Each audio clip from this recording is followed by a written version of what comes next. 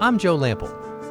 When I created Growing a Greener World, I had one goal: to tell stories of everyday people, innovators, entrepreneurs, forward-thinking leaders who are all, in ways both big and small, dedicated to organic gardening and farming, lightening our footprint, conserving vital resources, protecting natural habitats, making a tangible difference for us all. They're real, they're passionate, they're all around us. They're the game changers who are literally growing a greener world and inspiring the rest of us to do the same. Growing a Greener World, it's more than a movement, it's our mission.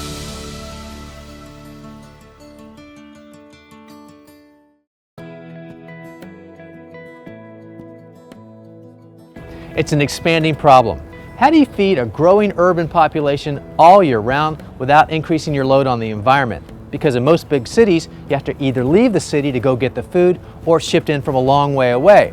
Now, neither option is good for the environment, to say nothing for nutrition and fresh picked flavor.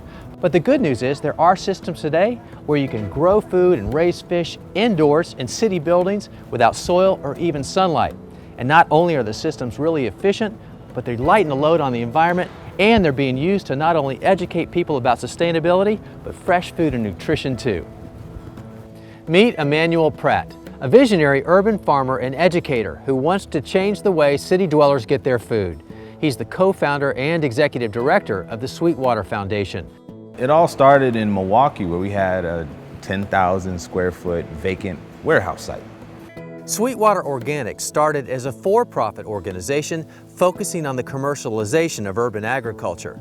Inspired by Will Allen of Growing Power, they wanted to explore how aquaponics could take a lead role as an indoor growing operation. So aquaponics is a recirculating water ecosystem where the plants and fish live together symbiotically. So you need some form of a tank. So you have the water for the fish. You feed the fish, they eat, they create waste. Most people, they understand that if you don't change the water, it'll get cloudy, it'll get dirty, right? What most people don't understand is that it's a chemical reaction that happens in the water and with all this bacteria buildup, which is awesome, life at work. And so you feed the fish, they eat, they create waste, the water gets pumped to a grow bed, and then the grow bed has the plants that filter the water, because the nitrate from the water, the naturally fertilized water, is actually a food source for the plants. They grow up towards the light for the photosynthesis, filtering the water to come back to the fish. So the plants need the fish and the fish need the plants, but the best part about it is that they both need us. They need humans to play their role in order to take care of that system, to harvest it, to feed the fish. Sweetwater saw the opportunity to utilize those human resources in a way that offered many benefits, but there wasn't a blueprint for their commercial application. It was just learning by doing, and it required the roofers, the plumbers, the carpenters, the veterans, and everybody else to come together to try and see. So in a short amount of time, 6 to 8 months, we have 4 commercial scale systems producing thousands of fish, producing, of course, thousands of plants. And then the question became about how many jobs can you supply and what's the future of how this can translate. That led to Emmanuel co-founding the nonprofit arm known as Sweetwater Foundation to explore how all this translates to community education, as well as science, technology, engineering, art, and math. How does this become really real for the future of education? How do we even get people to understand what basil is if you don't know? How do you know, if you don't know where, our kids come to us and they don't know how food gets to the grocery store.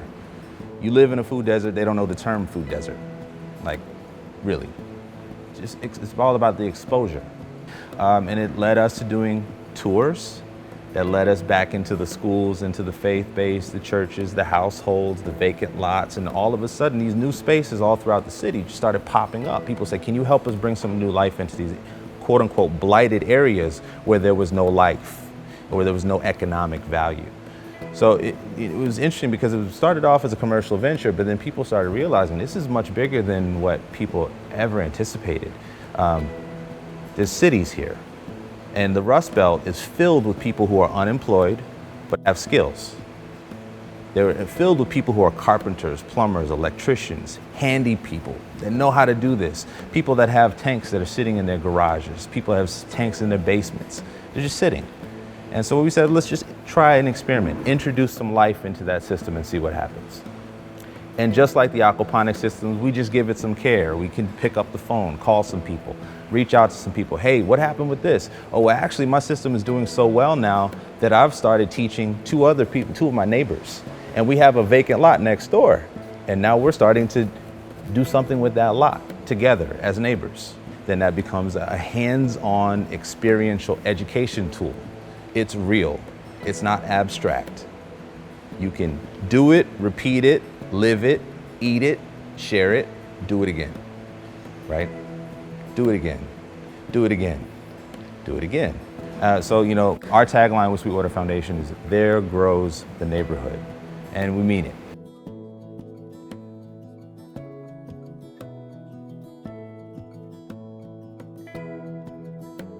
So one of the great things about a warehouse is usually there's plenty of room, Yeah, right? we've got tons of space. It's like 15,000 square feet of open space. Wow. And one of the things we're doing is repurposing any materials that we have left over. For instance, this was in the shoe warehouse, old library shelves, shop light. You know, Yeah. This becomes a hands-on math and biology experiment, trying to understand how many kilowatts per hour is necessary for a 40-watt bulb in order to produce how many basil.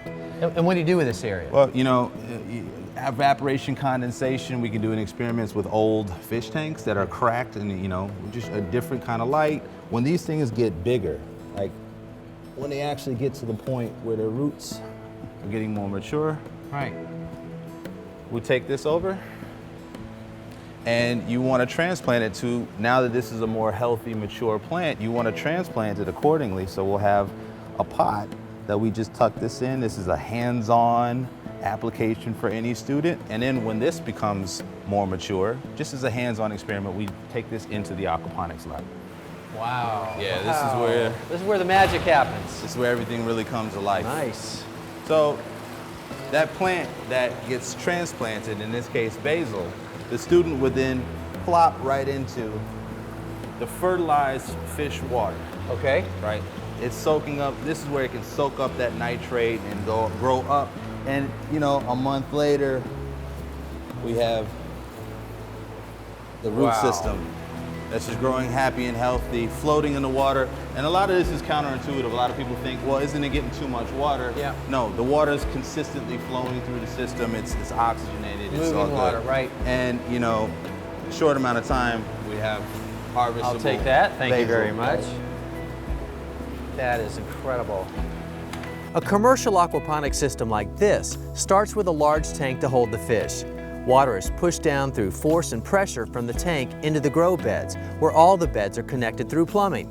The water recirculates and goes back to a reservoir that sends water back to the fish, and a biofilter that allows the conversion of nitrite to nitrate, which is the food source that goes to the plants. A system like this uses 90% less water than a traditional farming system. And then the fish, the stars of the show. So the Look at best these guys. of the fish is, well, I'll show you. Okay. On a field trip, Yeah. what better opportunity to Oh, wake yeah. somebody up? Go in. Wow, what a haul. Right. Look at these babies. And that's the future of farming right here. Who needs a boat, right? Look at that. Now, in a commercial aquaponics system, we know that the fish are the stars of the show, but the plants are just as important because you can't do one without the other. But at home, it's the other way around.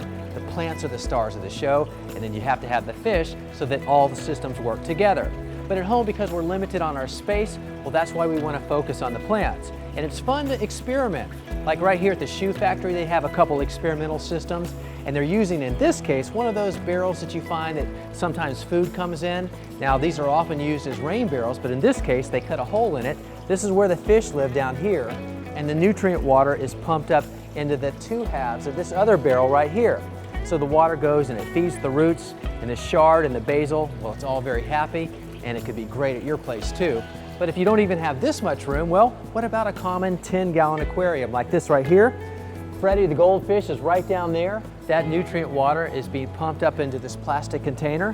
And if you love basil and lettuce, well, this is perfect for even a studio apartment. So no matter where you live, you can do an aquaponics system. It's a lot of fun, plus you get some fresh food in the process too. As we explore different ways of growing food within urban centers, we keep seeing this recurring theme all across the country of building community and teaching the next generation about sustainability. Well, in California, we found a similar movement, but with a new twist on small space food growing techniques. Here, we found one company that teaches sustainability within just 1 square foot of kitchen counter space. And for them, it's all about creating ways for anyone to better connect with their food, no matter how small the space. Meet Alex Velez and Nikel Aurora, two young entrepreneurs determined to connect more people to their food. A few years ago, they started an urban farm company called Back to the Roots in Berkeley, California. Back to the Roots got started actually during our last semester in college at UC Berkeley a couple years ago. And Alex and I were both maybe a few months away from graduation, had job offers actually to go into the corporate world. Alex was going to investment banking, I was going into consulting. And we were sitting in a business ethics class a few months before we graduated, and we heard a professor bring up, and looking back now, pretty random fact that he could possibly grow gourmet mushrooms on entirely recycled coffee grounds. And that experiment quickly grew into a full-blown business of selling home-based growing kits.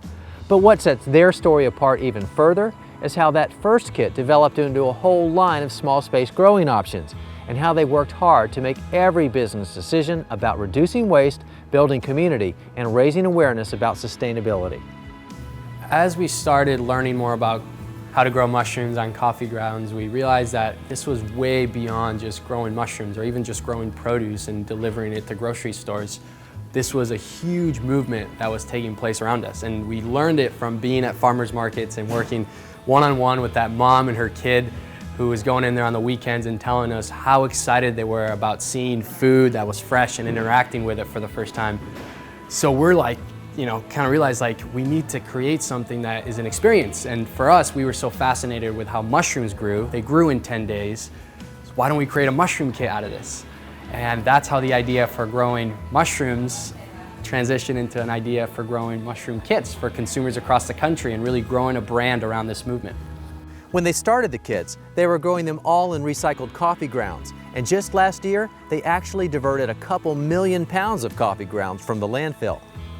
As we've grown, we've actually learned that other types of kind of plant-based waste streams actually work really well for the mushrooms too. So now, this year we actually transitioned from just coffee grounds to actually sawdust from like local just wood shops, rice hulls from local rice farms around here, cotton hulls, like a lot of other cool agricultural-based waste streams as was going to the landfill. And we're like, you know what, that's actually a great medium to grow mushrooms on it. So we're like, it's cool, it's a cool thing to be able to take waste and grow food off of it, and we're really excited about that. And as we learned more about it, we became more educated about this whole thing, and that became really one of the core 4 things that we look for at Back to the Roots. We look to create products and experiences that are about sustainability. We look to create products that are about education. And another big thing which we really stumbled upon is design and food. So tying all those 4 things together is really what Back to the Roots' backbone and core is all about. So this is a really cool surprise. You've heard of green roofs. Well, I would guess this is the brown roof. This is the tip of the iceberg for where they store their mushroom kits, right? I mean, there's a lot more than this somewhere. Yeah, this is the rooftop, and probably one of the coolest spots for us to come here. We call it our little domination room. So for us, this is where the playground happens because this is what our consumers get to experience. And you can see here, I mean, even at this stage, this is just about 7 days. So it's fascinating. We got so excited about this because we ourselves didn't know anything about mushrooms. So the fact that in 7 days you're able to see these baby mushrooms pop out, and then they double in size every day. So they go from this to this within 2 days. Wow, that is so amazing. Imagine a kid in the middle of New York or Chicago in a skyrise, and they get to see, they come home from school and it's twice the size. So that to us is what Back to the Roots is all about. So. Absolutely. Talk about what you see inside the box besides the mushrooms, all this white here. This is the mycelium, basically the mushroom roots. Yeah, it's exactly what it is. So it's mixed in with the spawn, or just mushroom seed really, and it sits in a dark room for about 21 days or so. So that's really where the mushroom roots as we call it, take over the substrate or the growing medium. So during those 21 days is when the mushrooms really become this white block. And then at that stage, it's just this big block of mushroom roots. And then whenever you add water to it and add some light to it, they start sprouting. Boom.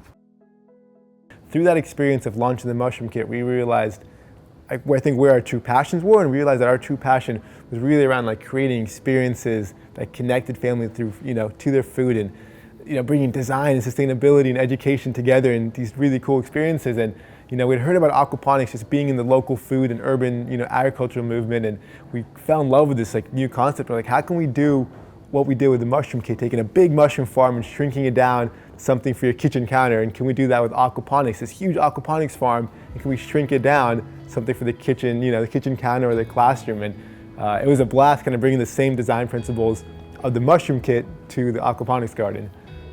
Aquaponics itself is beautiful. It was invented by the Mayans over 1,000 years ago, and it is just starting to become more popular because everybody's becoming more conscious with their food. There's no chemicals, there's no soil, it's just fish and the fish waste and plants. It's this beautiful symbiotic partnership in which all the fish waste gets pumped up and used as the organic fertilizer for the plants, and all the plants actually are cleaning the water and bringing it back down for the fish. So all you gotta do is feed the fish, and then nature does the rest. So it's a self-cleaning ecosystem that we just felt passionate about and fell in love with. So we decided to create one that everybody across the country and hopefully the world soon can experience.